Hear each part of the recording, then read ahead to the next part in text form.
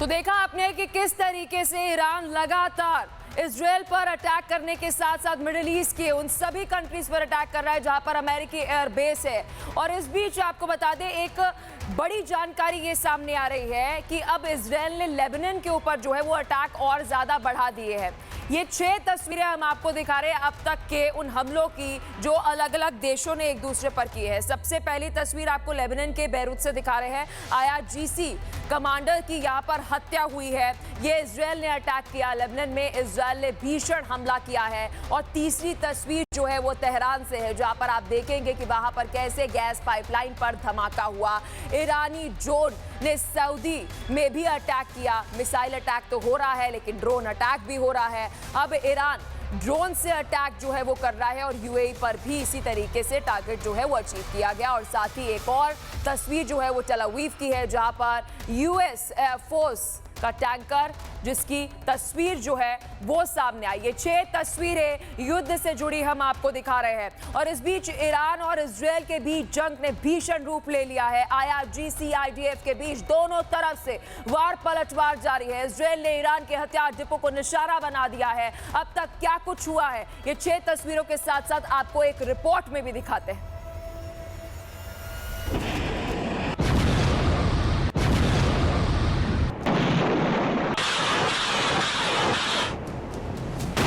America और Israel Iran पर बम बरसा रहे हैं। ईरानी मिसाइलें और ड्रोन मिसाइलों से लेकर खाड़ी में अमेरिका के सहयोगी देशों तक तांडव कर रहे हैं। मिडल ईस्ट में धरती, आसमान और समुद्र हर जगह आग बरस रही है, जिसने दुनिया को कई ध्रुवों में बांट दिया।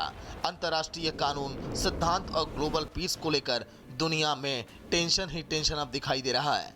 इस बीच रूस ने एक बहुत कड़ा बयान दिया, जिसमें कहा गया कि दुनिया जिसे अंतर्राष्ट्रीय कानून की बात करती है वो लगभग अब खत्म हो चुका है।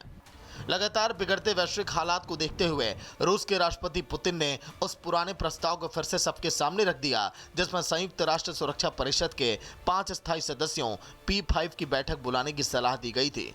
एक इंटरव्यू में क्रेमलिन के प्रवक्ता दिमित्री पेस्कोव ने बहुत खरी बात कही। उन्होंने कहा कि आज के दौर में हमने वो सब कुछ खो दिया जिसे अंतर्राष्ट्रीय कानून कहा जाता था। जब कानून का कोई वजूद ही नहीं बचा तो भला किसी से इसके नियमों और सिद्धांतों को मानने के लिए कैसे कहा जा सकता है।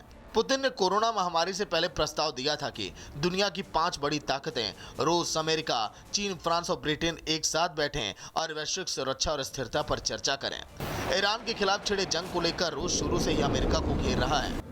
खाड़ी देश पर हुए हमलों का जिक्र करते हुए रूस ने कहा कि इस क्षेत्र में हालात अब काफी हद तक हाथ से निकल चुके हैं। लगातार बढ़ते क्षेत्रीय संघर्षों और अनसुलझे मुद्दों का जो मिला जुला असर पड़ रहा है वो सिर्फ युद्ध तक सीमित नहीं रहेगा। इससे बहुत बड़े आर्थिक और राजनीतिक परिणाम पूरी दुनिया को भुगतने पड़ सकते हैं। Bureau report, Republic Bharat. और इस बीच एक बड़ी खबर सामने आ रही है। पश्चिम एशिया के हालात पर विदेश मंत्री आज बोलेंगे।